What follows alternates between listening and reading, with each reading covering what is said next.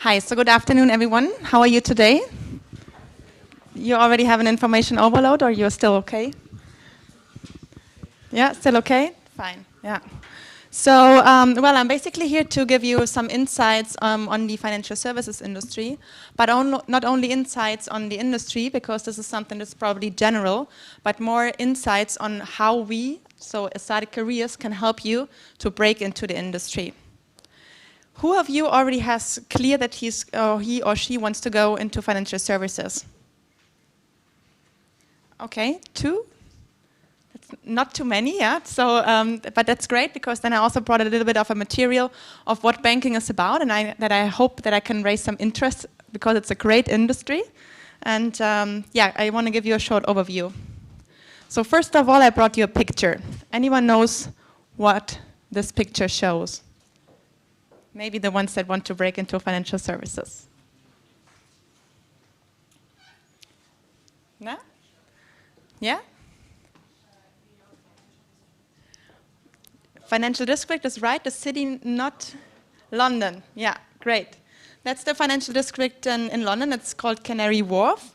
And this is basically where the big transactions happen. This is where the big decisions are made. This is where the money flows. And this is also something or a place where you could land up after doing an MSc here at ESADE. So what I brought for you is like a short agenda. I wanted to give you a brief overview of banking, then have a look on the roles that you actually could apply to. A little bit, and this would be the part that I want to spend the most time on. It's really what do we offer for you, and then we can have a look on the companies that come on campus and just have a brief discussion over salary, which would be also probably pretty much equal to other schools. Okay, so this is already probably quite complex, but let me walk you through this this slide. So banking, first of all, or financial services, is for those who want to borrow, lend, and invest money. So it's a very, very diverse industry, and there are a lot of different roles. And to give you a brief overview, I wanted to structure it among the following. So first of all, the clients that you would work with. They're individuals, small, medium-sized enterprises, high net worth individuals, medium and large companies, as well as government and financial services. So high net worth individuals. If a lot of you are in the room that don't know too much about banking, anyone knows what a high net worth individual is? Yes. I mean, it depends on the definition, but it's always normally it's like people who have a net value of more than 1 million. Yeah, 1 million US dollar normally, so that are really worth that a company is really looking after their assets in order that they don't lose any of their earnings or their capital in total, but they make it more money. Yeah, great, thank you. So besides the clients, we have a couple of different divisions I want to show to you. There are retail consumer banking, private banking, corporate commercial banking, and investment banking. I'm not going to explain them all because I'm going to explain them in the following slides. So just to see what type of banks does it narrow down. There are universal banks like HSBC, Santander, Barclays, Deutsche Bank, Bank of America, Merrill Lynch, Credit Suisse, Citi, UBS, JP Morgan, so quite a lot of them. They operate along the whole value chain. So they offer private retail and consumer banking, which is actually when you go to the cash machine and withdraw some money, or you talk to the person of trust at your bank. But they also look after the high net worth individuals and also do investment and corporate banking. Besides this, Goldman Sachs and Morgan Stanley are the so-called bulge bracket banks, so they don't have any retail or consumer division, which means you will never find a cash machine from Morgan Stanley anywhere. So they just operate on the more commercial and investment banking parts. Last but not least, we have the boutique banks. So it's kind of, they are divided by business or by clients or by product, and just to make a complete picture over this sector. But let's have a closer look on the roles that are out there for you. So basically you can divide the roles in banking into two big parts, the front office roles and the middle and back office roles. So front office is basically what generates money for the bank. And the middle and back office is more what helps to look after the bank itself, that it stays healthy, that it's well organized, and that maybe it's not too risky in the operation that it does. So looking on the front office, I think the most important, and maybe I hope that this is a word that you all have heard sometime, is investment banking. Can I have some noddings here? Yeah? Okay. So in investment banking, there are also a lot of different positions. So you can see it's getting more and more complex. So in investment banking, you can basically divide it between merchant acquisitions and capital markets.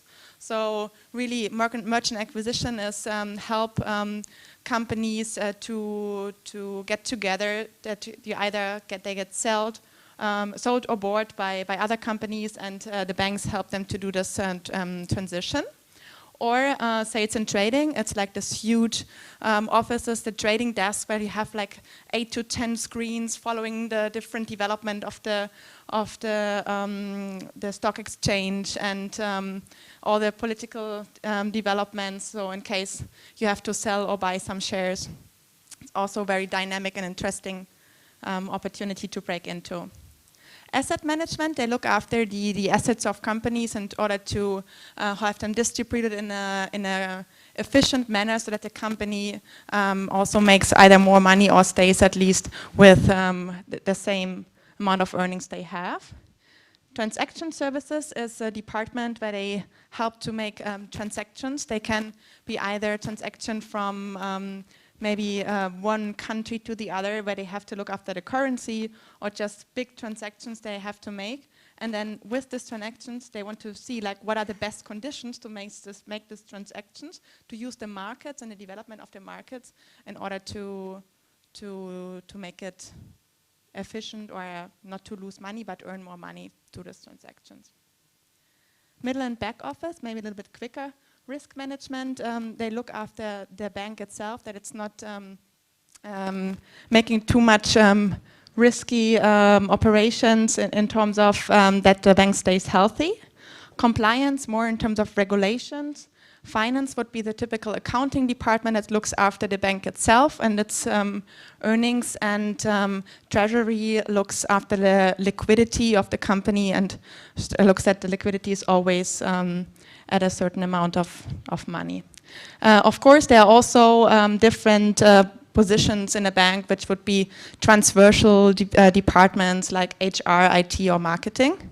That wouldn't be something that I would be working with you, but more some of my colleagues, but just to give you a full picture of a bank. Okay, so how do we prepare you? I structured them these, yes please. Yeah.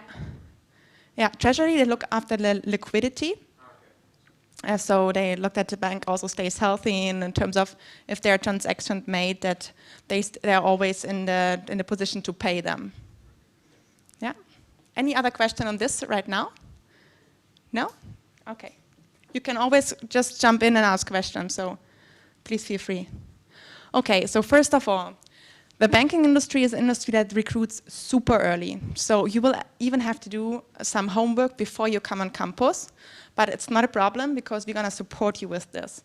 So actually this year we started already in July working with the students, giving a sector overview and sending a pack of materials in order that you can do a little bit of a self-assessment in which of the roles you want to work in. Because once you arrive on campus, your applications are due already from the moment you arrive, more or less. So you'll have to be clear on what you want. Yeah. So this would be the first step. So in the sector overview, we will talk about companies, we will talk about the different positions, we'll talk about career paths in those different divisions, and of course the offering and how likely it is to break in one of those industries. But also there's always a question, and it's one of the main questions. We are going to advise you if you better apply for an internship position or a full-time position. Yeah? So for example, there are some rules. You only can apply to one position per bank. You will have to see if it's internship or full-time. There are just a lot of things that we're going to guide you through so that you do the right steps. Another thing would be, for example, if you apply to all the banks on one Thursday night, you think like, okay, great, just copy paste, get them all done, so I can focus on other things. And then you get an email from every bank saying, well, please complete this test in 48 hours. Yeah, well, this might be a little bit of a problem because you have never practiced a test before. So those kind of things, we help you. We say like, hey guys, you will have to complete a test. Here are some material to, or links to practice tests. This tests have this origin and so on and so forth. So we'll be giving you hints and tips and tricks. The second would be like the application preparation. We help you with the cover letters and the application strategies, as well as like we send you emails with all the deadlines and especially have them announced during our financial services recruitment fair. So this is a fair, this is especially targeted to the sector. So right now we organized that we have, I don't know if my colleagues just told you that, did they? No, we have a lot of fairs that are tailored to specific sectors. So we have a financial services recruitment fair, we have a consulting recruitment fair, we have a business and management fair, which more focus on FMCG. So we have one that is especially just for this sector, and you can use it for networking, engaging with the recruiters, and of course clarifying some specific questions about your CV or your documents. So there's a lot of touch point with the industry itself as well. The last point would be the interview preparation. So that's everything fine. You self-assessed yourself, you know what you want to do. Then next step, you apply it on time. You got a positive reply from the test. And then, of course, the interview. Yeah. So there, of course, we also help you. We do individual mock interviews. So you can set up an appointment with us, and we go through your CVs, through the different questions that might apply. And practice. Like we don't let you go without just talking about what would be happening, or we really want to see if you can bring it to the table. So we're gonna bring you a little bit to the limit in order to see, or like in order to make you grow. Because if we just give you a nice feedback, then you probably don't learn too much. So we probably hopefully don't give you too hard time. But no, it's a great service that you definitely should make use of. And besides this, of course, you have access to all the ESADE providers, which are quite a lot. They have all the materials about the industry itself, about the different roles, also about salary. But in case you land an offer, you can also spare this offer always with us. So, for example, last week I had a discussion with a student, either Goldman Sachs or Morgan Stanley. So it's going to get streamed. No, I'm not going to dive too much into this then. So, but I mean, we can just have like open discussions and see what are the positive points for one company or the other, and just advise you a little bit on your decisions as well, coming from our experience, and also bring you maybe in contact with people that work in each company so that you can have a clearer picture. Okay, of course, in case like investment banking or markets didn't work out at first place, of course you can also come back. It's not like, okay, this is the jobs we advertised and you didn't break into, so now you're by yourself. No, we will be here until the end, and I think even further from graduation. So to help you to also redefine your strategy, to come up with a plan B in case it didn't work out at first place. Yeah. Okay, so let's have a look on the companies that are coming on campus. Or do you have any questions on the offering? No? Okay. So, well, it's basically, I think, the big bands. It should be a very good lineup.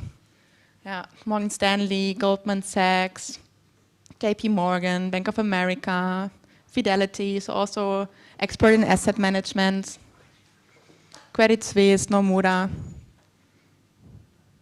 If there's a bank on the chart that you would like to see, but you don't see it right now, I also have positive news. We have a business development team, so a team that's just looking after finding new new accounts that want to come on campus to make them key accounts. So also we are always very open to hear who you would like to see, if you're missing anything. So it's like kind of a dialogue, and we really want to work close together with you, because at the end our aim is that you find a great job. I was wondering, because I'm right now working for VC, and is VC covered from the financial services, or do you have this industry as well covered? Mm-hmm. So venture capital, which is VC, is not an industry where we have like one person. So I would be also looking after VC as well as PE, so private equity as well. So it's an industry that we would help you to break into, but the nature of this industry is a very intensive industry. Yeah, you're nodding. Yeah, you know it when you work there. You know it. Yeah. So it's not something that I would help you like with a standard process. There won't be a job posting, but we could sit individually and sit down and say like, okay, how can I break into in the industry? What are ESADE alums that work in the industry that can maybe help you? Maybe we can connect you as well to some students in the MBA program, which are a little bit more senior and have experience in the industry, and you can break into. But I won't say it's like the typical sector a lot of like graduate students break into. But if you want to, we would be there, and I would be there and discuss the strategy with you, and we will find a way, I'm sure. Yeah, welcome. I have a question from someone who is connected through the Hi. through Adobe. Okay, he's asking, is Michael Klecker, and his question is, does ESADE also help with external qualification like CFA? If we offer them, or if we value them? Help with external, I mean preparing, I guess he means. Yeah. So this is something we probably could help you to find like first point of contact, but not something that we would cover from our side. So it would something that you would do by yourself in parallel with the program. Yeah. But what we can help is like how to include those things in your CV in order that they are at the right spot and they are seen, and also we can consult you which certifications would be helpful for which positions. But the exam itself you would have to do individually. Okay, that's something maybe for program management, right? Okay, thank you. Welcome. More questions on finance? Does it sound like a very complex industry right now? A little bit, right? Yeah, so you will have to do a lot of self-assessment. I can remember this year, the first session that we had with our students. We had prepared a cover letter and a CV session to explain them how the documents should look like. And it was like 2 hours just with the students asking questions. But what should we do here? When should we apply? But internship, but this is not advertised. But how many positions can I apply? It was like, oh, okay. And it was like just 2 hours, and I think we could clarify a lot of things, because it's a lot of things that are special in the industry. But as we have done this for a couple of years already, or for many years, yeah, we know how it works, and I think we can work together with this very close.